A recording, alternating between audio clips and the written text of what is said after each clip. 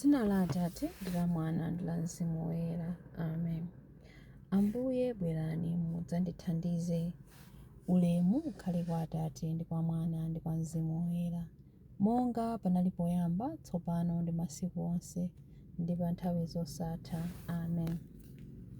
Tikuoneni nonse Utatu Woyera wopembedzedwa, matamando onse, umodzi wamuyaya, inu Mulungu Atate, Mulungu Mwana ndi Mulungu Mzimu, amodzi kwa nthawi zonse.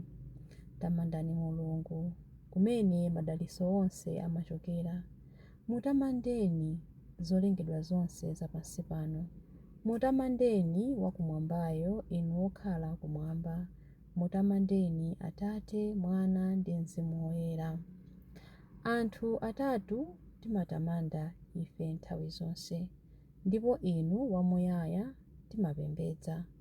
Mwachifundo chanu chotsimikizika chokoma mtima nthawi zonse, mulole tipezemo chitetezo chathu choona. Tamandani Mulungu, kumene madalitso onse amachokera. Mutamandeni zolengedwa zonse zapansi pano. Mutamandeni wakumwambayo, inu okhala kumwamba. Mutamandeni Atate, Mwana ndi Mzimu Woyera. Inu utatu, inu umodzi, mukhale nafe pomwe tikupembedzani, ndipo ku nyimbo za angelo nkuwala, mapemphero ndi matamando athu tsopano aphatana. Tamandani Mulungu, kumene madalitso onse amachokera. Mutamandeni zolengedwa zonse zapansi pano. Mutamandeni wakumwambayo, inu okhala kumwamba. Mutamandeni Atate, Mwana ndi Mzimu Woyera. Chilimbi 1.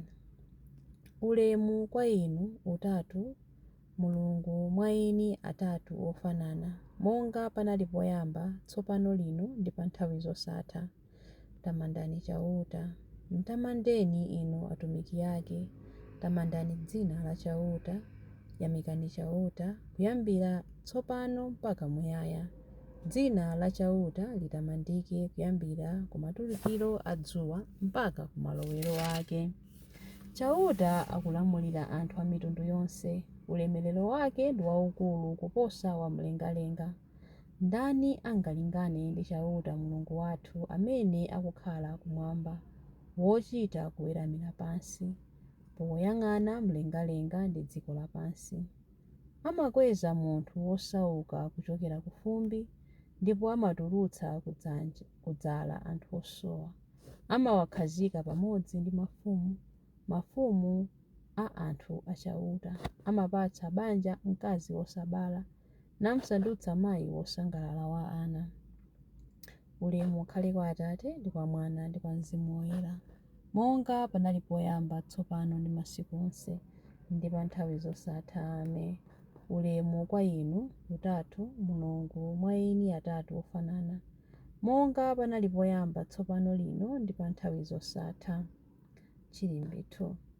Matamando kwa Utatu Woyera ndi umodzi wosagawanika. Tiyeni timtamande Mulungu popeza watisonyeza chifundo chake. Tamanda chauta iwe Yerusalemu. Tamanda Mulungu wako iwe Ziyoni.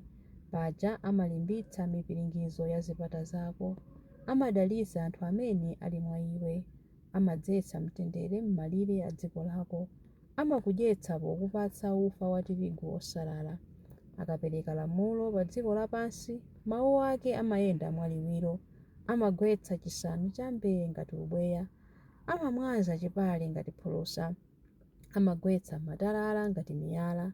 Kodi ndani angathe kupirira kuzizira kwake? Akalamula kuti zichoke, pomwepo zimasungunuka. Akawombetsa mphepo, madzi amayenda. Amadziwitsa Yakobo mawu ake. Amaphunzitsa Israeli malamulo ake ndi malangizo ake. Sadachitepo zimenezi ndi mtundu wina uliwonse wa anthu. Iwo sadziwa malangizo ake. Ulemu ukhale kwa Atate ndi kwa Mwana ndi kwa Mzimu Woyera, monga panali poyamba, tsopano ndi masiku onse ndi pa nthawi zosatha. Amen. Matamando kwa Utatu Woyera ndi umodzi osagawanika. Tiyeni timtamande Mulungu popeza watisonyeza chifundo chake. Chilimbi 3.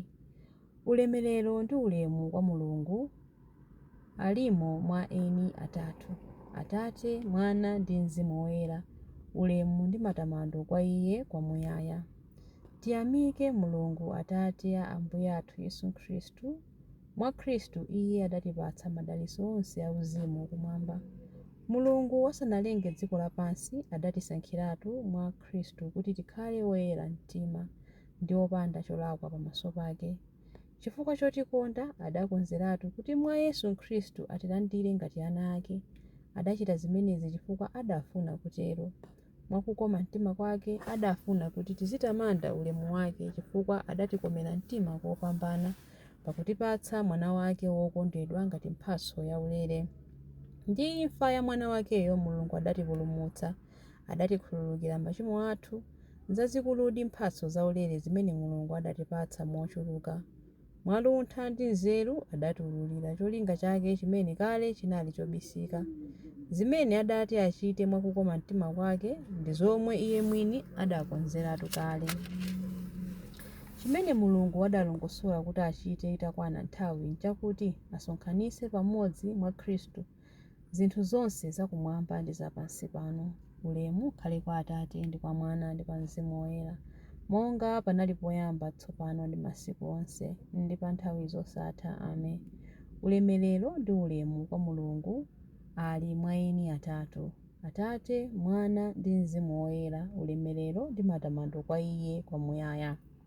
Mawu a Mulungu. Mawu akuchokera mu buku la Aroma 11:33 mpaka na 36. Chuma cha Mulungu chachikulu zedi, nzeru zake ndi kudziwa kwake nzozama kwambiri. Ndani angamvetse maweruzidwe yake? Ndipo njira zake ndani angazitulukire? Ndi monga mawu a Mulungu anenera kuti, ndani amadziwa maganizo achauta? Ndani angamupatse malangizo? Ndani adayamba waperekapo kanthu kwa Mulungu kuti Mulunguyo amubwezereko kanthu? Paja zinthu zonse nzochokera kwa Iye, zolengedwa ndi Iye ndipo zimalinga kwa Iye. Ulemu ukhale wake mpaka muyaya. Amen. Mawu a Ambuye. Tithokoze Mulungu. Chiyankho: tipembedze Atate, Mwana ndi Mzimu Woyera. Titamande Mulungu mpaka muyaya. Tipembedze Atate, Mwana ndi Mzimu Woyera. Titamande Mulungu mpaka muyaya. Kwa Mulungu yekha kukhale ulemu ndi matamando. Titamande Mulungu mpaka muyaya. Ulemu ukhale kwa Atate ndi kwa Mwana ndi kwa Mzimu Woyera. Tipembedze Atate, Mwana ndi Mzimu Woyera. Titamande Mulungu mpaka muyaya. Chilimbi cha nyimbo ya Amayi Mariya. Tikukuthokozani Mulungu. Tikuthokoza Utatu Woyera, mmodzi ndi woona. Kwa umulungu wa mwambamwamba, kwa umodzi woyerayera wa Mulungu. Mtima wanga ukutamanda Ambuye, ndipo mzimu wanga ukukondwera mwa Mulungu mpulumutsi wanga, popeza kuti wayang'ana kutsika kwa mtumiki wake. Ndithu kuyambira tsopano anthu a mibado yonse adzanditcha wodala. Iye amene ali wamphamvu wandichitira zazikulu, ndipo dzina lake nloyera. Amawachitira chifundo anthu a mibado ndi mibado amene amamulemekeza. Wachita zamphamvu ndi dzanja lake. Wabalalitsa anthu a mtima wonyada. Mafumu amphamvu wawatsitsa pa mipando yawo yachifumu.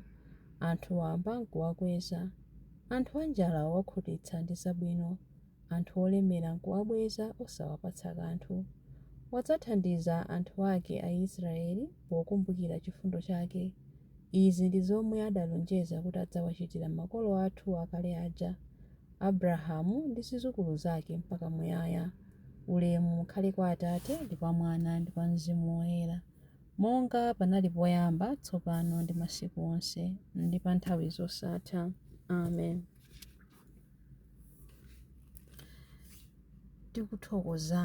Tikukuthokozani Mulungu, tikukuthokozani Utatu Woyera, mmodzi ndi woona.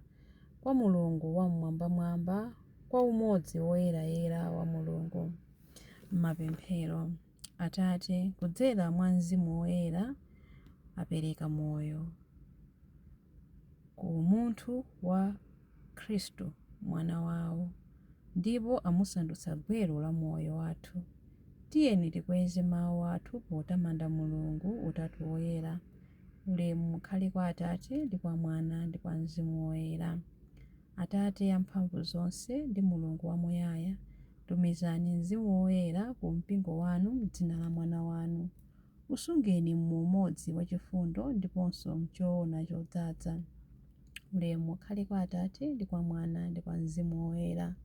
Tumizani antchito ku munda wanu, Ambuye, kuti aphunzitse choona kwa mitundu yonse ndi kuyibatiza m'dzina la Atate ndi la Mwana ndi la Mzimu Woyera, ndi kulimbitsa chikhulupiriro chawo. Ulemu ukhale kwa Atate ndi kwa Mwana ndi kwa Mzimu Woyera. Atate, tumizani thandizo kwa onse amene amazunzidwa chifukwa cha dzina la Mwana wanu, popeza analonjeza kutumiza Mzimu wachoona kuti azayankha m'malo mwawo. Ulemu ukhale kwa Atate ndi kwa Mwana ndi kwa Mzimu Woyera.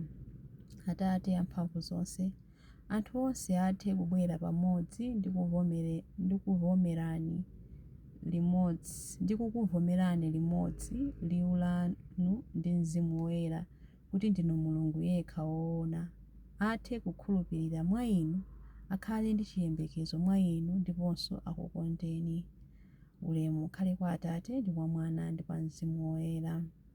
Atate a onse amoyo, bweretsani anthu akufa kuti adzagawane nawo mu ulemerero wanu, ulemerero wa ufumu wanu wamuyaya limodzi ndi Mwana wanu ndiponso Mzimu Woyera.